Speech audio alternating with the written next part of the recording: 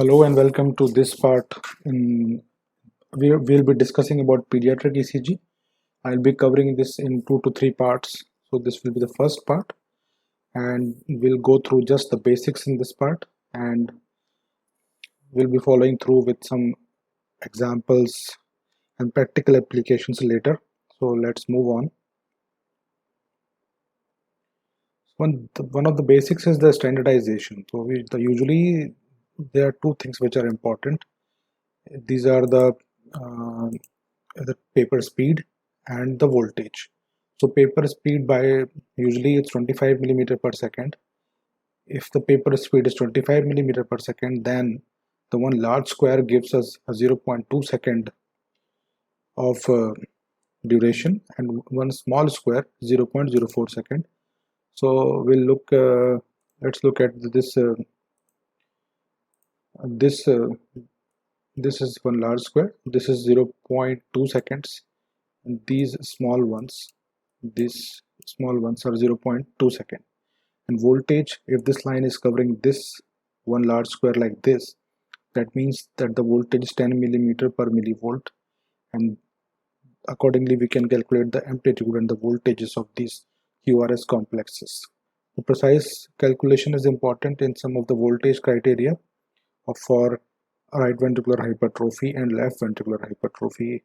Also, in suppose you want to know whether the P wave is tall enough, so P wave hypertrophy, atrial hypertrophy, and the duration is again important to calculate the various intervals like PR interval, QT interval, which are clinically important.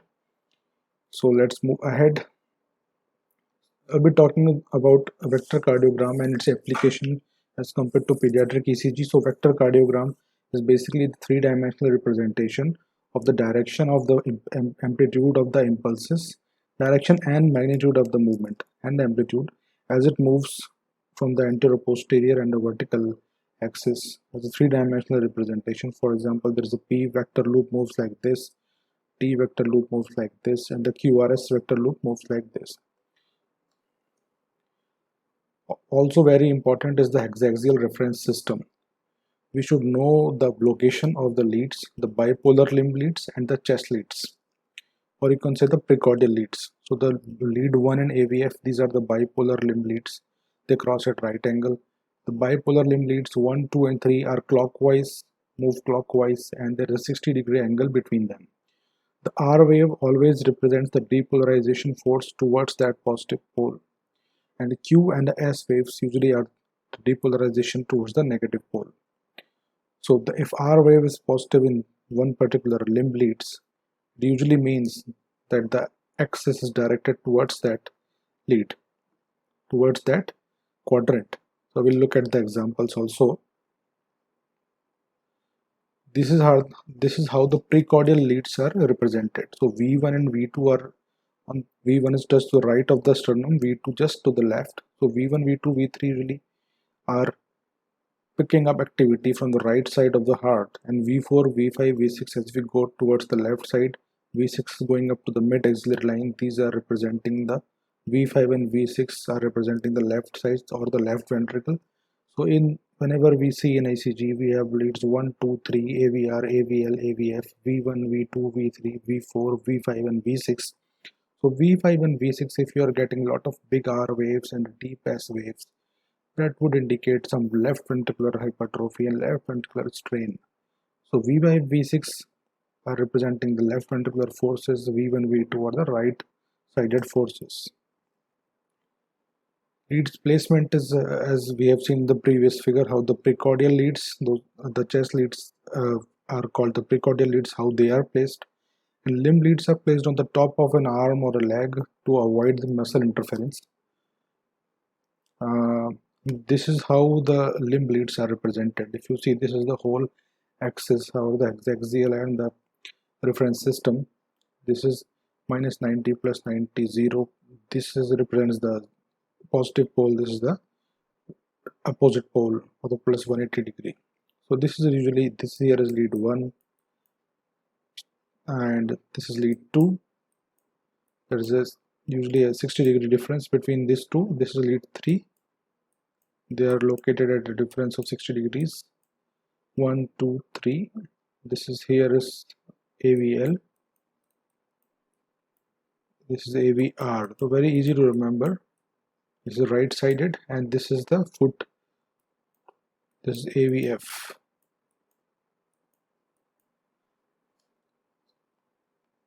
So you can see it here. This is lead 1. This is the positive pole. This is the negative pole of lead 1. AVL, this is the positive pole. This is the negative pole of AVL. This is minus 90 AVF. Positive pole is towards the feet, plus 90 degree. And it's easy to remember. And this is how it is represented. This is our limb leads. This is the axial reference system. So axis determination, I'll just touch upon it briefly in this part when we look at particular examples in the later parts. Basically, whenever 0 to plus 90, this is usually the normal axis. But in children up to 1 year, in initial 0 to 6 months, especially in 0 to 6 months, because of the right ventricular predominant hypertrophy, right ventricular predominance, this some amount of right axis deviation is normal.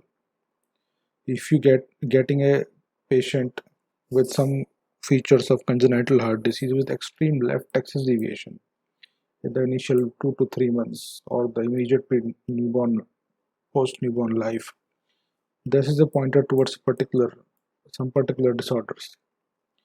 Extreme right axis deviation is very rare, but it can be because of severe right ventricular hypertrophy.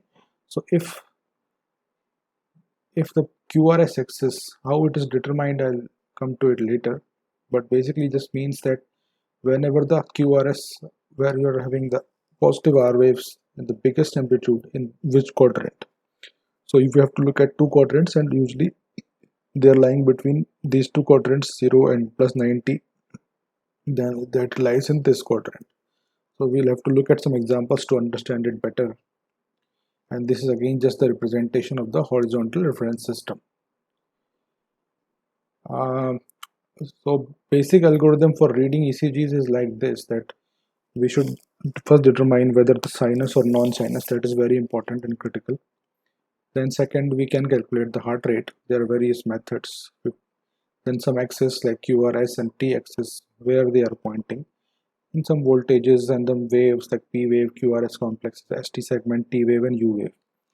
So the clinical application of axis is determining which side of forces, which type of hypertrophy it is, and the combination of axis, heart rate, voltages and clinical history can help us in making the diagnosis of congenital heart disease. In exams, we have to make a diagnosis of a congenital heart disease based on the chest X-ray and the ECG. The echo findings will not be provided. And intervals PR, QRS, QT and QTC. So this slide is important to know how to calculate the intervals. This whole is the P wave. This here is the small QR. This is the whole is the QRS interval. This is the PR interval. So PR interval starts from the start of the P wave to the end of the R wave, the start of the Q wave, if it is there. Then ST segment, end of the S wave to the start of the T wave. And these are the ST and the QT interval. This is the ST interval. This whole is the RR interval. And as we discussed, then one small square will be 0.2 and one large will be 0.4 second.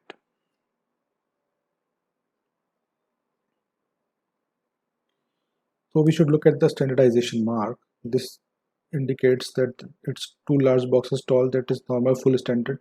So most EKG machines indicate normal full standardization by printing 10 mm per millivolt and the paper speed. This is given here, so this means it's normal. Some common findings on the pediatric ECGs: heart rate is usually more than 100 beats per minute. Rightward QRS axis plus 90 degree due to predominant right ventricular forces. There is a normal T wave inversion V1 to V3, which is normal. It is called the juvenile T wave pattern, and it changes to the left. The normal T wave changes to the adult pattern by around 7 to 8 years of age. There is a dominant R wave in lead V1. There is RS-R dash pattern in V1. Marked sinus arrhythmia. Short PR interval less than 120 and QRS duration is less than 80 milliseconds, shorter as compared to adults. Slightly peaked P waves may be normal. Less than 3 millimeter height is normal if less than 6 months. Slightly long QTC, less than 490 millisecond in infants less than 6 months may be normal. Otherwise, 460 to 470 usually is the normal. And some Q waves in the inferior and left precordial leads are normal. So some of these findings, if you find on an adult ECG, that would be diagnostic of ischemia. So we should be aware that these findings can be present in pediatric ECGs, particularly in younger children. Let's look at this. This is a normal pediatric ECG. Here you can see that this is the limb leads. This is the long lead 2. You can calculate the heart rate. You can look at the rhythm, sinus or non-sinus. So P wave is upright in lead 2 AVF and inverted in AVR. So this is the way we, and PR interval is constant. This is the way we find out whether the rhythm is sinus or non-sinus. And axis, if you want to look at the axis, so lead 1 has a, look at the R wave here 2. So what 2, 1 and 2 have a quite big R waves. 3 has very pretty small. AVF also has a slightly positive R wave, you can say. If both are equal, R and S, then we call them equiphasic waves. So in AVR, it's a negative S wave is bigger than the R wave. So it is predominantly pointing between 1 and 2, you can say. So it will come out to be the left inferior left axis, so which is usually the normal axis. So this is more or less a normal pediatric ECG.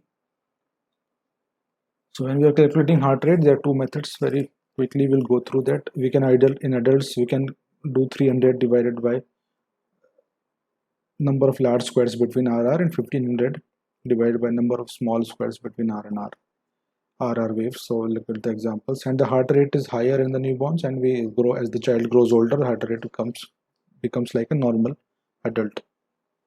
So in this example, there are number of, in this between two R waves, there are two large boxes, so it can be straight away 300 by 2 or 150.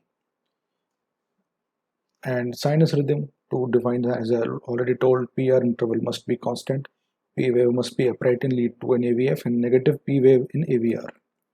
We'll look at this example. We have the brief strip here, 1, 2, 3, AVR, AVL, AVF. This is the P wave is positive here, 1, 2, AVF positive, R it's negative, PR interval is constant, so it's a sinus rhythm. If you're getting aberrant waves, that would mean that the origin of the wave is not in the atrial pacemaker as a node. It could be some ectopic atrial rhythm. So we'll look at them in detail in the following parts. So sinus arrhythmia is very common in children. It's a normal variation of the sinus rhythm which occurs with respiration. Heart rate rises and falls. At variation, it is a bit more pronounced in younger children. Sinus bradycardia, it's a slow sinus rhythm normally seen in aerobically trained individuals. It can also be seen in hypothyroidism and long QTC intervals. And sinus tachycardia is very common, most common tachycardia in children. It can happen because of anxiety, crying, fever, and occasionally hyperthyroidism. All these factors like anxiety, crying, fever, painful stimulus, these are very common in hospitalized children. So this is the most common tachycardia, and distinguishing it when the heart rate approaches to 180 to 200, then distinguishing it from sinus supraventricular tachycardia becomes important. So how to do that and all, we'll look at them in the next parts. This is an example, a brief strip. For sinus arrhythmia, heart rate is varying here. The PR interval remains the same, but the distance here with it's falling with expiration heart, the heart rate is fall. There are more number of boxes between the R waves, and here it is briefly together. So you can look at the heart rate variability with the respiration.